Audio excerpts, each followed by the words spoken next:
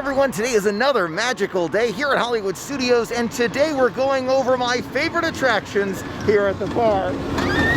At the time of filming, Hollywood Studios has 17 different attractions. They vary in terms of shows like Muppet Vision 3D, all the way to the high thrills of Star Tours The Adventures Continue. Picking your favorites at Hollywood Studios is actually more difficult than it sounds, simply because there are so many great ones, but I can think of none better to start with than Slinky Dog Dash. Slinky Dog Dash originally opened June 30th, 2018. It was the first of its kind at Walt Disney World simply because it had a second launch. It was themed with a Dash and Dodge Mega Coaster kit. Slinky Dog Dash can accommodate 4 different ride vehicles or trains at any given time. Extremely unique for many reasons, but the style, the red colorings, the yellows, they pop all around and you feel like you've been shrunk down to the size of a toy and you're riding through Andy's backyard. This feeling of being the size of a toy is definitely felt throughout the land, especially right next to Slinky Dog Dash. You're surrounded by toys, bright, colorful objects, even a fence that looks like you're in Andy's backyard. Slinky is smiling the whole time, and during some parts of the attraction, you can see Star Wars Galaxy's Edge after the second launch. To some guests, it may feel like it's meant for younger kids, but once they see that secondary launch or the speed at which Slinky Dog flies over your head, you may start to think differently. Once in line, you'll find special overhangs that protect you from the Florida sun, along with some fans to cool you off on a very hot summer day in Florida. The attraction itself looks like it's built out of that mega coaster, and you can actually still see the box of the coaster used as part of the building itself. It plays into that theming so well as you see the lampposts around you made of different blocks like Legos or something close to it. It is the prime attraction here in Toy Story Land and a favorite among all ages. It's much more than a roller coaster. It is an experience because of the immersion, because of everything around you. Now, unlike the wildest ride in the wilderness, you can keep your sunglasses on. You don't have to worry about it too much. It's not nearly as rough. The attraction itself starts with that initial launch. You make your way inside of Slinky and he takes you all throughout Andy's backyard. You make your way along that red track until you get to the second launch, where you hear 3, 2, 1, and you launch up into the air. Great views of the sky, and as you make your way over that hill, you'll see on the right-hand side, there is Star Wars Galaxy's Edge. You get a great view of it and the rest of Toy Story Land as you make your way on Slinky. Now there's a on-ride photo here, and it's right at the end. And you turn around, geez, it's right there. The ride concludes with a special song by Wheezy, You've Got a Friend in Me. Don't be afraid to sing along, I know I do. You just remember what your old pal said, son, you got a friend in me. The second launch is something so unique to Slinky Dog Dash, and in many ways makes this attraction even more thrilling than other coasters. It's true that it's not quite as intense as the Tower of Terror, and not quite the rush that you can find on Rock and Roller Coaster, but it definitely provides you with a little bit of those Toy Story thrills. It's far more than just a roller coaster themed after Slinky Dog and Toy Story. The second launch makes it something totally unique, something totally special to Toy Story Land and this attraction. It goes in here, and then it has the second launch over there. The second launch brings you to one of the tallest hills in Slinky Dog Dash, where you only can see the sky for a moment or two as you make your way over this hill. Now, for those who suffer from motion sickness, you may want to be wary of this section right here, simply because of the up and downs. It's something to look out for. Slinky Dog Dash is unique because it gives us the opportunity to actually see where that on-ride photo takes place. It's right here at that last turn. Chelsea, you turn around there, you see it right there? Little box on the green one on the right-hand side. Flash, flash, flash, flash, flash. And photos are taken. Now, as long as you meet the height requirement, in my opinion, Slinky Dog Dash is great for everyone. Now, for those who don't want to ride or maybe don't meet the minimum height requirement, you can get great views of your family from these viewing areas right over here. And here. And here. The reality is you can see the attraction from so many spots all around Toy Story Land. Now, if you love photography like I do, Slinky Dog Dash provides you a very unique subject. It's so amazing to see it go up and around the track in so many different areas. It's fantastic. Photographer's dream here. When you first see a line that goes outside of a land, you think to yourself, this is going to be far longer than 60 minutes. But at the time that this is being recorded, there is a little bit more space in that line, so it usually is a tiny bit shorter than the posted wait time. Don't let that line fool you. The next attraction on our list today is right across the way from Slinky Dog Dash. It's Toy Story Midway Mania. Toy Story Midway Mania, also known as Toy Story Mania around the world, is an interactive 4D attraction. Today we're experiencing Toy Story Midway Mania at Hollywood Studios, but you can also find it at Disney's California Adventure and Disneyland Resort in Tokyo. Toy Story Midway Mania was first revealed to be coming to Walt Disney World in January of 2007 and opened May 31st, 2008. Toy Story Mania at Disney's Hollywood Studios follows that same Toy Story theme that you find all around Toy Story Land. Made from a box set, you can actually see the box as you make your way in, and you see Rex and Jessie welcoming you. You'll find all of your Toy Story friends here, including Ham and Stinky Pete. The line itself as you make your way into the attraction makes you feel step by step as if you've been shrunk down to the size of a toy. You'll find different household items like straws and pencils and even game pieces like dominoes and Uno cards all around that continue to tell the story that you are now the size of a toy and you're going in to play a fun game. Mr. Potato Head welcomes you in a very unique way. He'll sing, he'll talk, and depending on the crowds, he'll interact with you one-on-one. He's a very unique piece of the line here inside of Toy Story Mania simply because he has the ability to see you. He can see you, he can talk to you, he can interact with you.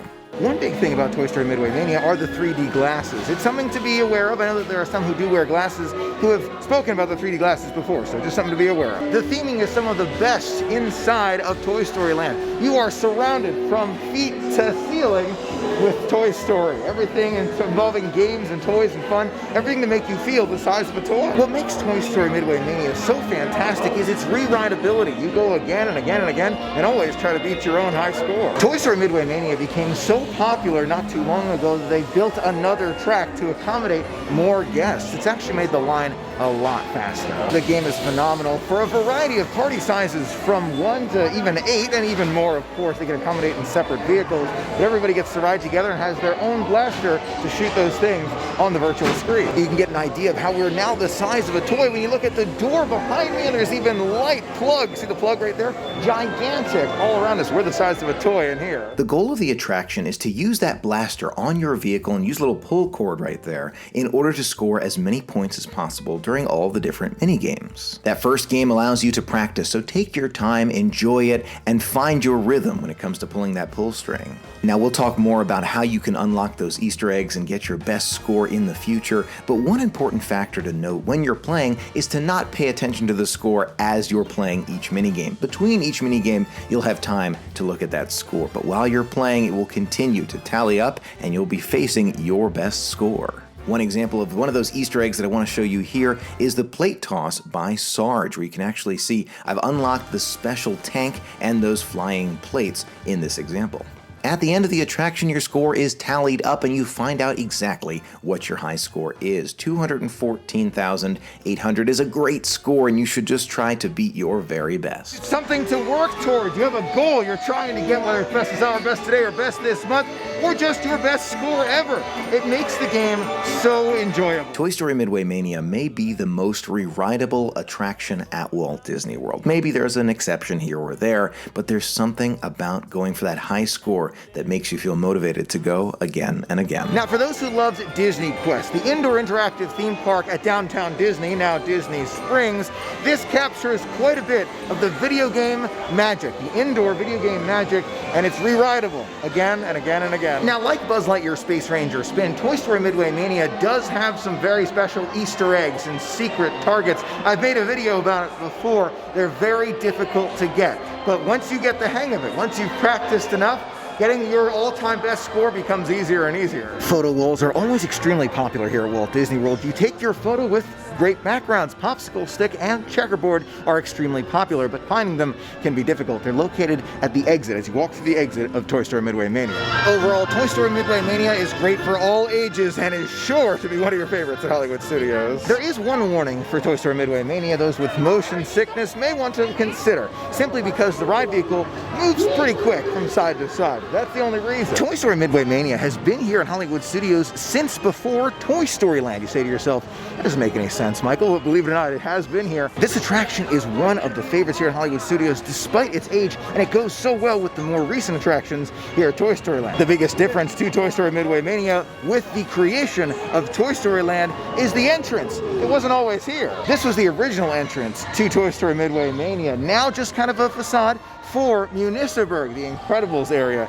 here inside Hollywood Studios. The next must-do attraction on our list is Rock and Roller Coaster starring Aerosmith. Rock and Roller Coaster starring Aerosmith opened July 29th, 1999. It was a very unique attraction at Walt Disney World when it first opened, and even now, propelling riders from 0 to 60 in 2.8 seconds. Riders experience up to 5 Gs of forces traveling through 3 inversions, which include a sea serpent roll and a corkscrew. A second iteration of Rock and Roller Coaster was brought to Disneyland Paris March 16th, 2002, but then it was closed September 2nd, 2019 for the updated Iron Man and the Avengers version of the attraction. The attraction itself is all about music and of course features the band Aerosmith, where we follow along on one of their concerts and become part of a VIP experience. The theming outside of the attraction is unbelievably unique. You can see that very cool guitar, and the strings for the guitar go up and over you as you make your way into the attraction area. You can even see the limo car above you as you walk in. Aerosmith is featured all throughout the attraction, including on a poster outside. It has seen several years, but it's still there and still popular. The story behind the attraction is that you walk into the sound studio of G-Force Records and you see Aerosmith getting ready for a concert. They realize that they've left us behind. As they make their way out, they decide to come back and give us some VIP passes. It's at that point we're brought on a super stretch limo and blast off into the Aerosmith concert. Before you step inside that super stretch limo, you can find rock and roller themed food and face painting right outside of the attraction, making it extremely unique, not only at Hollywood Studios, but around Walt Disney World. Now there are 3 different lines to get into Rock and Roller Coaster. There's the single rider line, which is up here, the standard standby line, and the fast pass line. I mention that because sometimes it can be confusing. You see people like walking over here or walking over there. You don't know what's going on. Just know that the lines are separated so that they can be distributed in the cars during standard operating time. As soon as you enter, you start to notice some of the small pieces here that really make the attraction come to life. You feel like you're going behind the scenes. In addition, they've also got this memorabilia here from Rock and Roll on the back. As you make your way out of the sound studio, you walk into a back lot area. Imagine kind of a chain link fence. You see a limo car drive past you. A few seconds later, you hear an announcement, traffic bugging you, then step on it. And then 5, 4, 3, 2, 1, and you blast off. You hear screams along the way, and the anticipation builds up for your launch. Have fun, have a good time. You'll love it. Now, if you've never ridden before, as you walk by, you hear those screams as people take off and launch so fast. You start to feel the anticipation right there. Your heart starts pounding, you're sitting here, you're waiting for the countdown.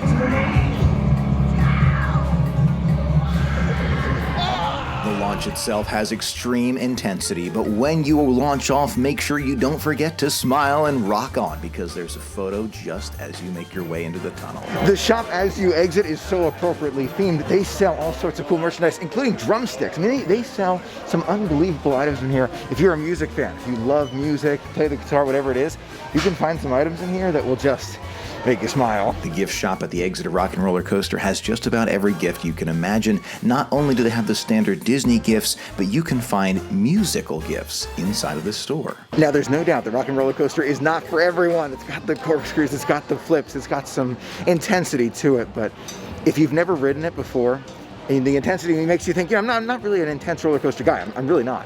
But this one, I could go again and again and again, and I will always come away with a smile.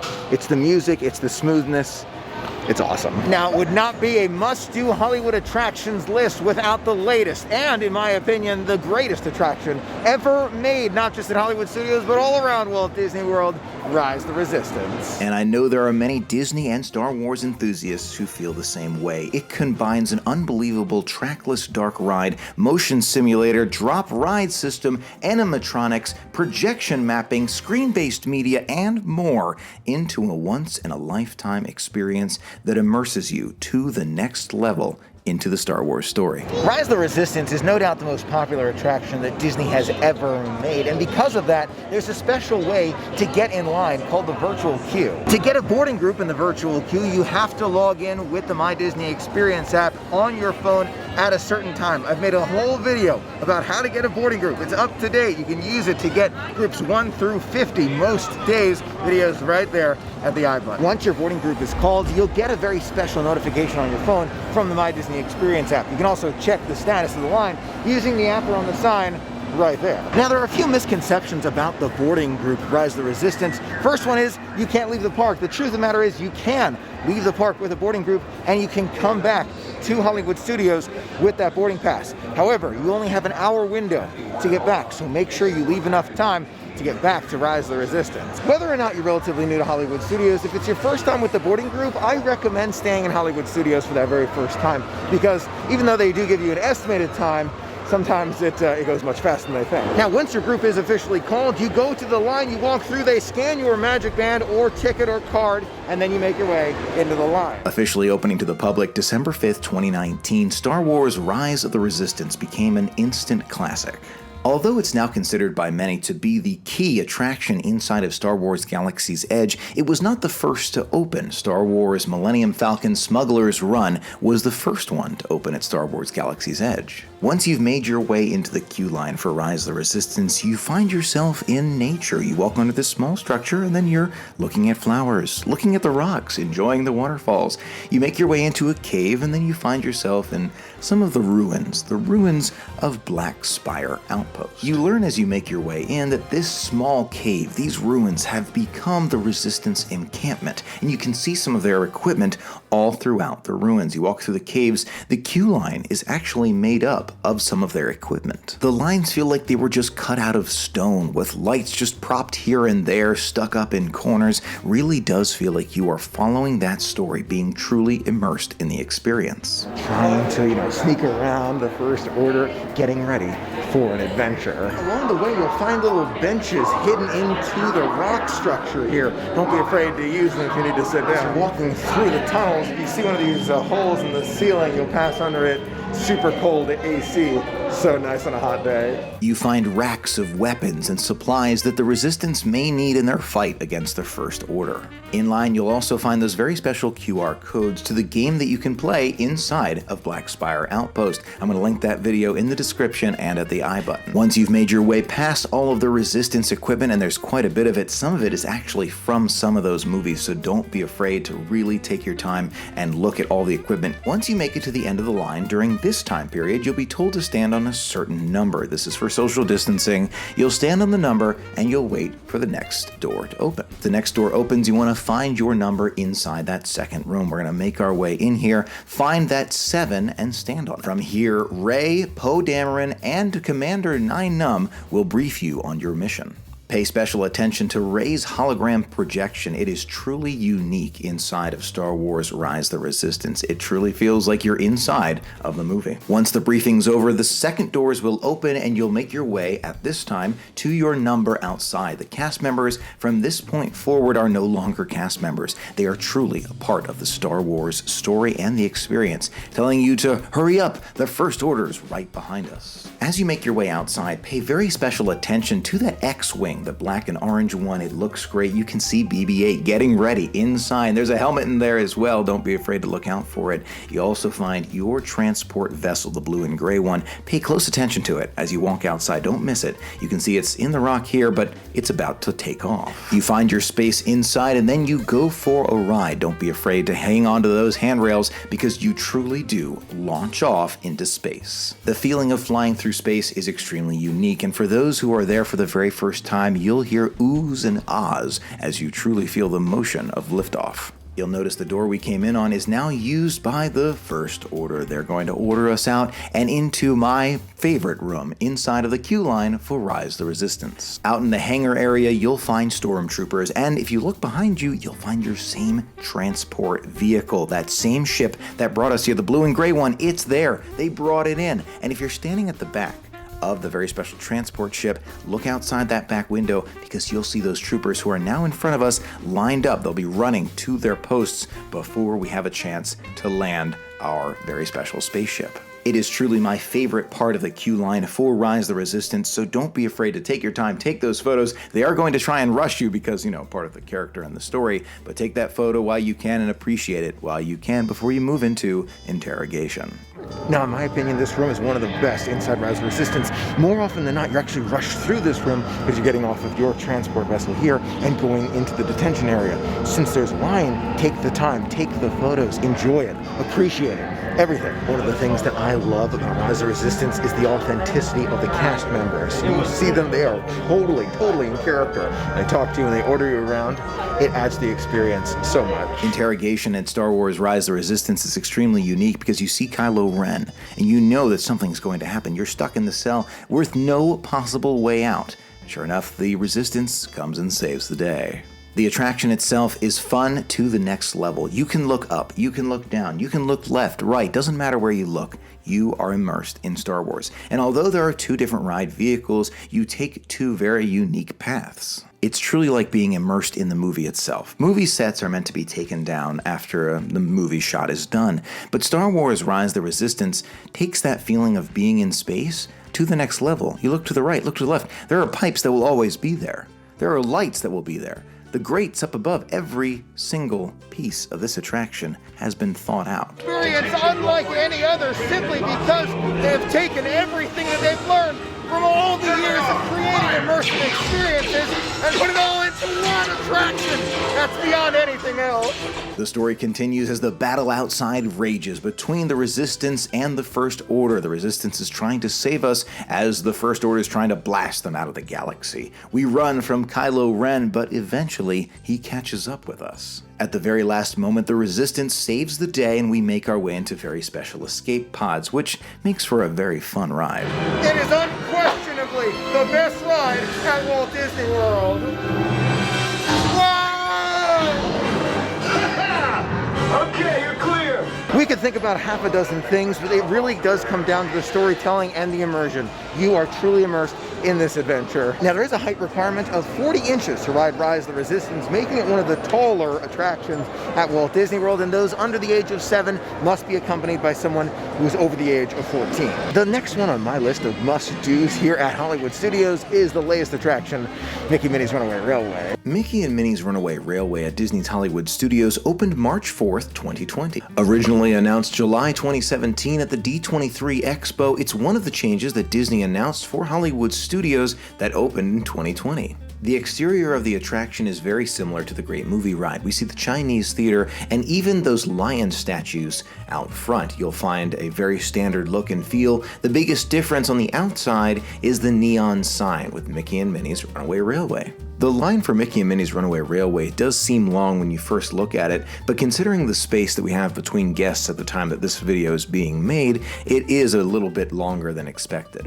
Once you make it inside, you'll find posters of different animated classics and some films that have yet to be made by Mickey and the gang. Further inside, you'll find the red carpet still exists, along with touches of the Chinese theater. We can still see it throughout the queue line. Now, the way that we walk into the theater there has changed during this time period, but I've actually caught that method, the original welcome, before by engineer Goofy. You can find that in the video linked to the iBook. I'm looking forward to seeing the show again before with engineer Goofy. Once we make it into the world of cartoon, we can see the Employee of the Month, Engineer Goofy, and even the walls have a cartoon feel to them. The journey from the real world to the world of animation is very quick, especially because at the time of filming, the small presentation is not taking place. A very unique part of Mickey and Minnie's Runaway Railway is the trackless ride system, similar to Rise of the Resistance, simply because if you look at the train, there are cars one behind another, but they're not attached to each other. There's nothing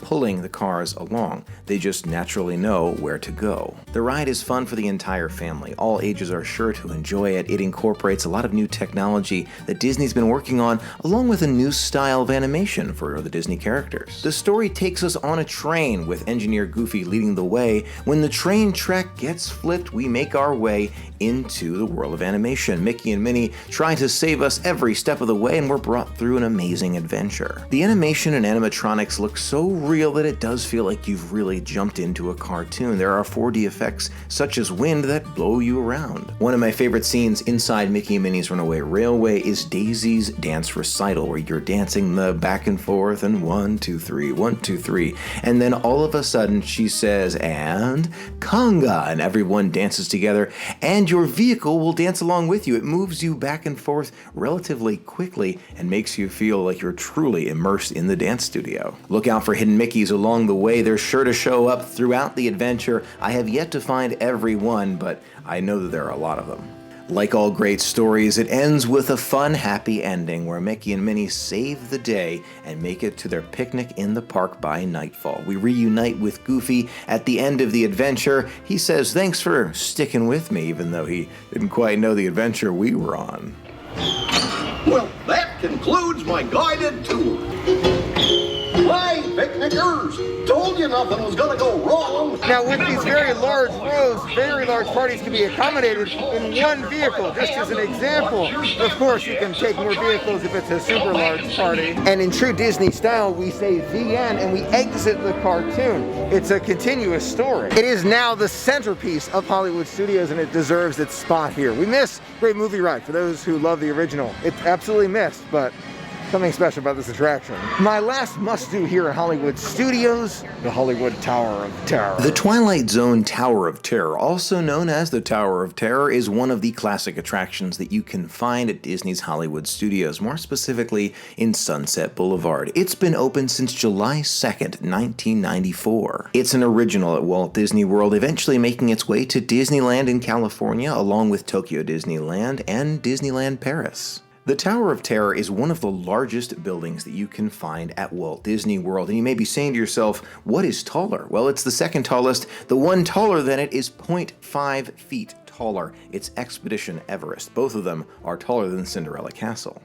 There are all sorts of small touches to the Hollywood Tower Hotel there. You can actually see it in the rock as you walk in. Small details that would be overlooked if you didn't go again and again, didn't get a chance to experience it, and you start to walk in and be a part of that hotel experience. This is likely one of the most famous lobbies at Walt Disney World, the Tower Hotel lobby. Spiderwebs all around, very classic feel to it. Hasn't been touched in years. Now this scene is a classic one, but right now we get to see it with the lights on, and I feel like that's something very unique. You see the spiderwebs up above. They're not showing the movie now, but they will again. Last look at that TV as we walk our way through. In California, the Hollywood Tower Hotel was replaced with the Guardians of the Galaxy Mission Breakout and the Collector's Museum. You make your way in, you drop down, and you see the Guardians with some great music. There have been rumors in the past that we're going to see a similar change at Walt Disney World, but no confirmations at this time. Tonight's story of the Twilight Zone is somewhat unique and calls for a different kind of introduction.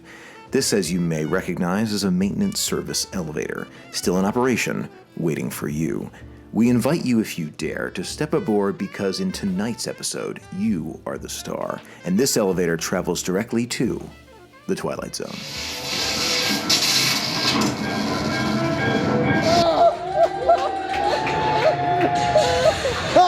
The Hollywood Tower Hotel is unlike any other attraction at Walt Disney World, or I would imagine just about anywhere. It is unbelievably amazing. The storyline follows the Twilight Zone, a story that many of us know from years past. However, it's now randomized. So if you wrote it maybe many years ago and you thought about trying it again, you can, simply because it's going to be random. Every single time you go on this attraction, the drops are in. One of my favorite parts about the Tower of Terror is the photo that you get on the ride. Usually it happens within the first up and down motion, and usually there's a small video that comes with it. There is a 40-inch height requirement. Full disclosure, you need to make sure you don't mind the up and down very quickly because it pulls you down faster than the speed of gravity, which can be intense. Tower Hotel Gifts is extremely popular simply because of the popularity of the attraction. You've got mugs, tumbler mugs, dresses, hats. Love the bell hat right there. And you've got the Hollywood Tower Hotel ears there. Great one. Those are my must-do attractions here at Disney's Hollywood Studios. They are all spectacular in their own way. Now, those are just the attractions and only a few of them. Star Tours, Muppet Vision 3D, and there are some shows, Frozen Sing-Along, and Indiana Jones that are spectacular here at Hollywood Studios. I sure hope you enjoyed today's video. It was so much fun sharing it all with you. Until next time, have a magical day.